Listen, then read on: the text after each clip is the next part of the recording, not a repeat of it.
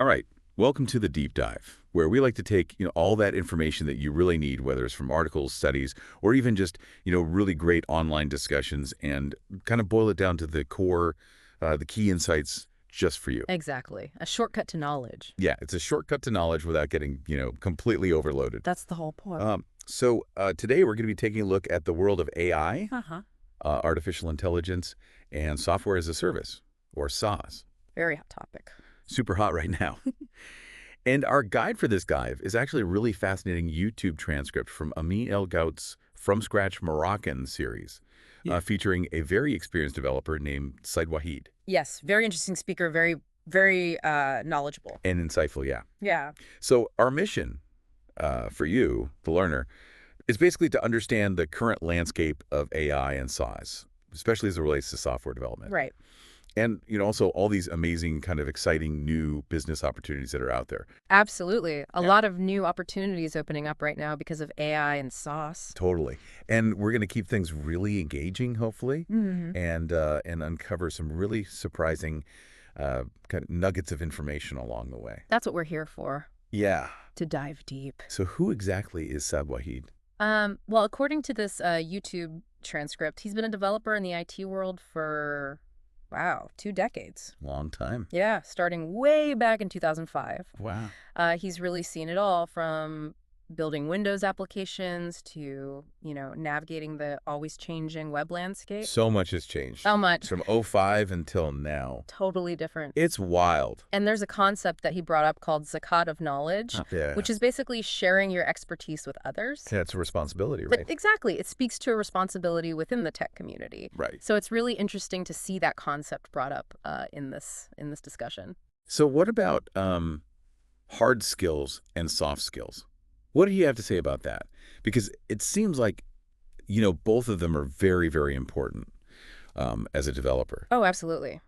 That's a recurring theme from some of our previous deep dives, and Said really reinforces that in this one. Both hard skills and soft skills are crucial in today's, rapidly changing tech environment. Yeah, and especially now with AI, Yeah. I think it really changes the landscape of what you need to have. Yeah, for sure. So first and foremost, when it comes to the hard skills, he talks about the foundation, a solid foundation in programming. So the basics. Really understanding the core concepts of the language that you choose. Not just memorizing the syntax, but really understanding what's happening under the hood. Like the logic behind it. Exactly. Yeah. And then consistent practice, he calls it la pratique. It's the hands-on, the application that really makes you a better developer. Absolutely. And he even compares it to like learning a language, right? Mhm. Like you can learn the grammar, but you've got to actually speak it. Exactly. Yeah. You got to actually write the code to get better. So it's Yeah. interesting. It's an interesting analogy. Totally. So what other hard skills? He mentions learning and implementing good programming practices, like object-oriented programming principles, Right. solid principles, design patterns. Oh, yeah. That stuff can be really complex. It can be complex, yes. Oh, yeah. It's more of an advanced topic, but he says it's something that you build towards. Right. So, you master the fundamentals first, and then you move on to these more advanced topics. You don't start there. Yeah. Like Oh. you don't start building a huge skyscraper before you learn how to lay bricks. Right. It's the same thing with coding. Okay, that makes total sense. So, and then of course, staying updated, with the current technologies. This one's hard. It is hard. There's so much coming out all the time. It's constant. It's constant. Yeah, you don't have to be an expert in everything, but you have to at least be aware of, what's out there and the trends and things like that. Just so that you can kind of keep your skills sharp and relevant. Absolutely. So soft skills. What are some of the key things that he mentioned? Certifications are really important. That's a big one. Yeah, but he makes a really important distinction. Right. Industry recognized certifications from, reputable companies or organizations. Right. Those are the ones that are really valuable, especially, he says, after you've gained a year or two of practical experience. Right. Like AWS certs, Google Cloud certs. Exactly. Yeah. Microsoft certs, things like that. Yeah. And that's different from, just getting a completion certificate from like an online course. Yeah, like Coursera, Udemy, Skillshare, things like that. Exactly. So those are good, to demonstrate initiative. Yeah, they're not bad. But they don't necessarily carry the same weight, as something that's recognized by the industry. Right. So yeah, that's a really important distinction to keep in mind. Makes total sense. What else? So he also talked about the difference between a programmer and a developer. Okay, interesting. A programmer focuses primarily on writing code, while a developer is involved in the whole process of building software. Right, so the whole life cycle. The whole software development life cycle from, conception to interacting with clients to deployments. Right. So much broader. More holistic. Much broader, yeah. Yeah. And then communication, of course. It's always the key. Always the key, yeah. Yeah. You got to be able to communicate with all sorts of people. Technical and non-technical. Technical and non-technical, right? Yeah. You got to be able to talk to other developers and explain your code. Yeah. You also got to be able to talk to project managers and clients. That's kind of like break it down for them. Exactly. So you actually understand what's going on. Yeah. Tailor your language to your audience. And I think that's so important because, like, when you're talking to someone who doesn't understand code and you're trying to explain, like, why something is taking so long, it can be really hard to communicate that effectively. It's a whole different skill. Yeah. You got to find those analogies, right? Exactly. Yeah. Yeah, he gave the example of explaining delays in coding to a project manager who's more concerned with the deadline. Yeah, deadlines. It's a very different conversation Yeah. than explaining it to another developer who understands the intricacies of the code. Totally different. So, yeah. Yeah. And then project management is another big one. Oh, yeah. Even if you're not a project manager, Right. it's important to understand the principles and be able to use project management tools like Trello, Asana. Oh, yeah, Trello. We use Trello for everything. It's a great tool. Even just basic note-taking, right? Yeah. It's all about organization. It's organization, and it's Yeah. about, like, seeing where you fit into that whole bigger picture. Right? Absolutely. Yeah. And then, of course, problem solving. I mean, you're solving problems every day as a developer. Every single day. Yeah, Yeah. he talks about being able to analyze problems systematically, Right. break them down. Manageable pieces, right? Exactly. Yeah. Yeah. And then, of course, now we have AI tools that can help with that. It's Yeah. all about having a structured approach, Right. to these challenges and using the resources that you have. Okay. So for the more, senior, like, experienced developers, what are some of the soft skills that he really kind of focused on? He talks about understanding the overall project vision Okay. and how that can be really difficult for new developers who haven't experienced those, inherent They complexity. haven't seen the, like, roadblocks yet? Yeah, all those surprises that come up in a development project. Totally. So it takes time and exposure to really grasp that bigger picture and understand, what the client is ultimately trying to achieve. Okay, so let's say you got all those skills. Where do you start?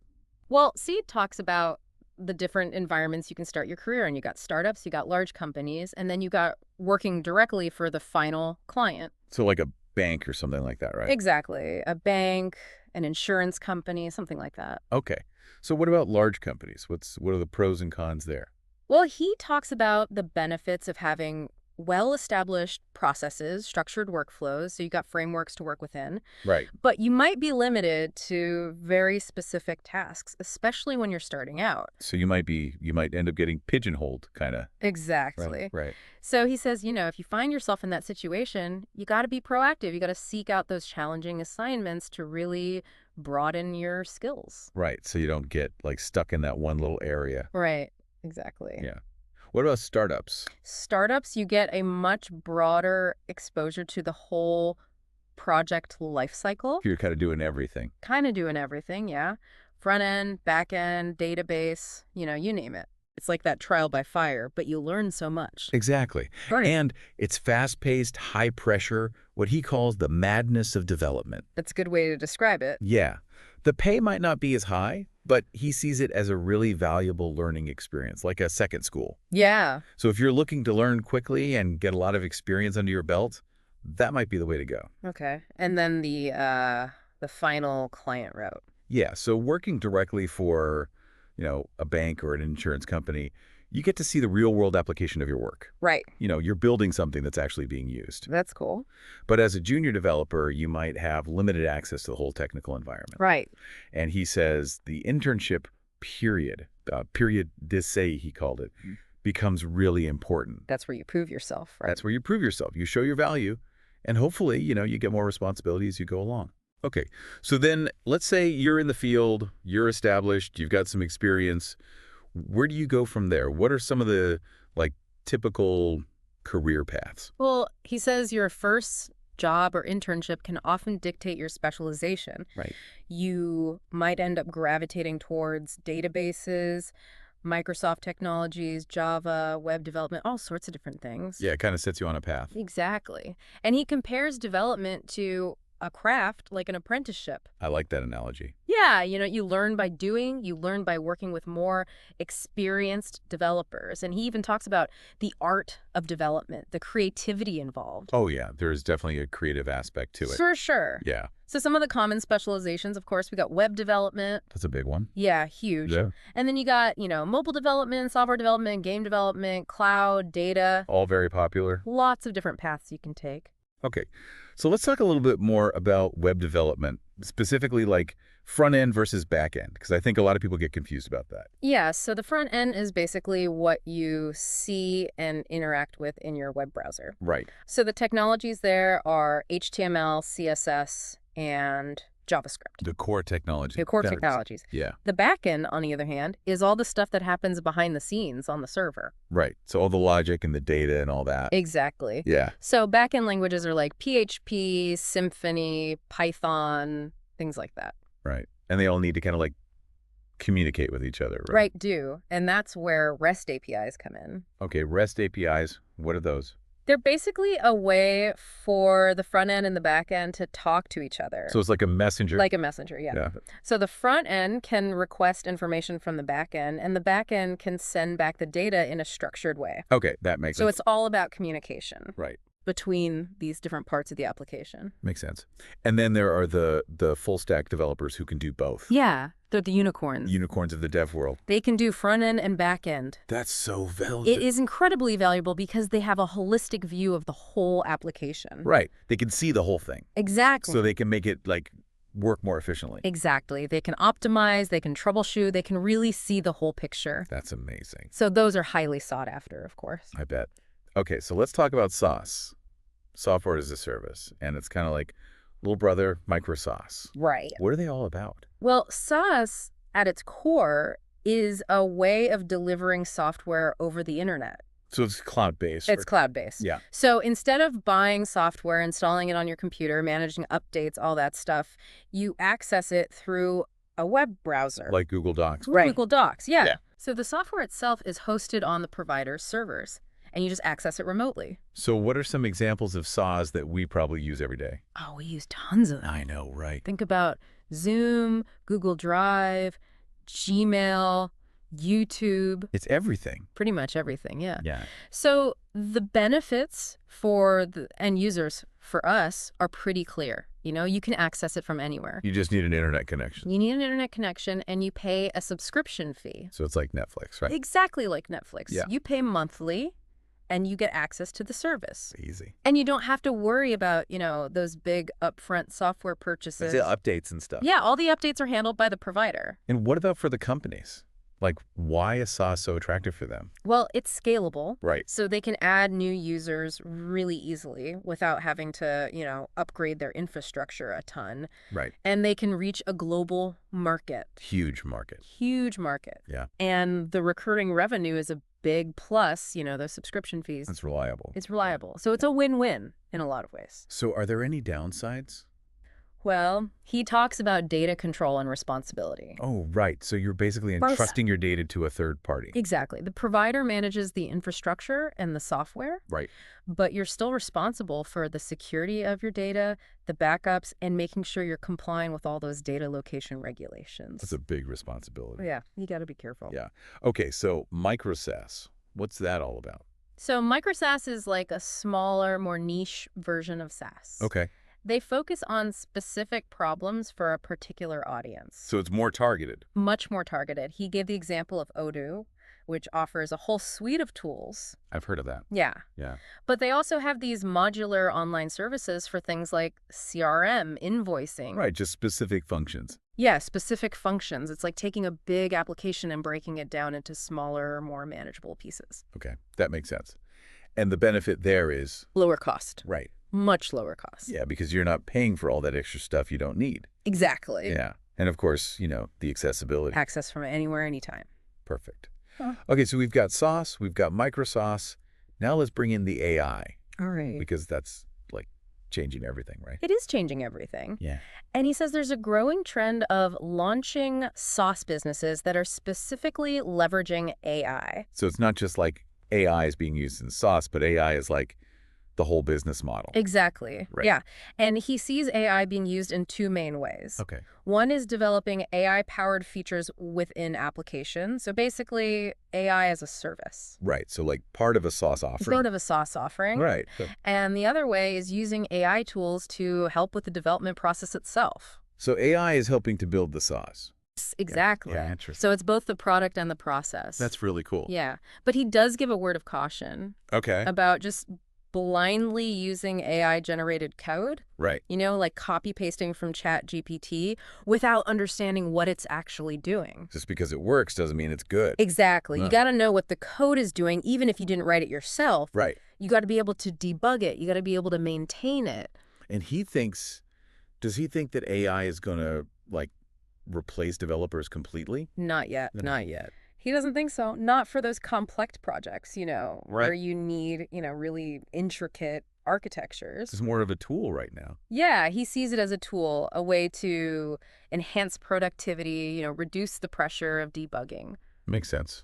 And what about those AI agents? You mentioned those earlier. What are those all about? AI agents are basically like little autonomous programs that can perform specific tasks. So like chatbots. Like chatbots, yeah. He sees them being used for things like customer service. Oh, yeah, that makes sense. So you could have an AI agent that's answering customer questions on an e-commerce website. 24/7. 24/7. Breaks. Never gets tired. No complaints. Yeah, no complaints. Wow. And he even talks about connecting them to platforms like WhatsApp. Oh, wow. So you could have an AI agent that's interacting with customers through WhatsApp. That's really cool. Yeah, it's pretty amazing. Very futuristic. So, like, for developers who are listening to this, what AI tools should they be looking at right now? Well, he mentioned GitHub Copilot. Oh, yeah, I've heard of that. Yeah, that's an AI-powered coding assistant. That's cool. It can really help you write code faster. Yeah. And then you got the generative AI models like ChatGPT, Bard, Claude, Yeah, those are all over the news. everywhere. Yeah. So yeah, his advice is to just experiment. See what works best for you. See what works best for you. And check out what other developers are saying. Online? Online, yeah. Go to the forums. See what people are recommending. Exactly. Yeah, see what's working for other people and try it out yourself. Okay, so what about some common pitfalls? Like what should developers avoid? Well, the big one is lack of professionalism. Yeah, that's just common sense. Yeah, common sense. But, it's worth repeating. Right. Be a professional, have integrity, don't cut corners. And then he talks about deploying code without testing. That's a big no-no. Huge no-no. Yeah. Test your code, make sure it works. And he stresses the importance of writing clean, well-commented code. Right, so other people can understand it. Exactly. And yourself later on down the line. And yourself, yeah. He also talks about treating company code as your personal property. Oh, yeah, that's a big ethical issue. That's a big no-no. Yeah. Don't do that. Don't steal code. And then, of course, exaggerating your experience on your resume. Honesty is the best policy. Honesty is the best policy. Right. Yeah. Don't lie about your experience. Okay, so what about those technical assessment platforms?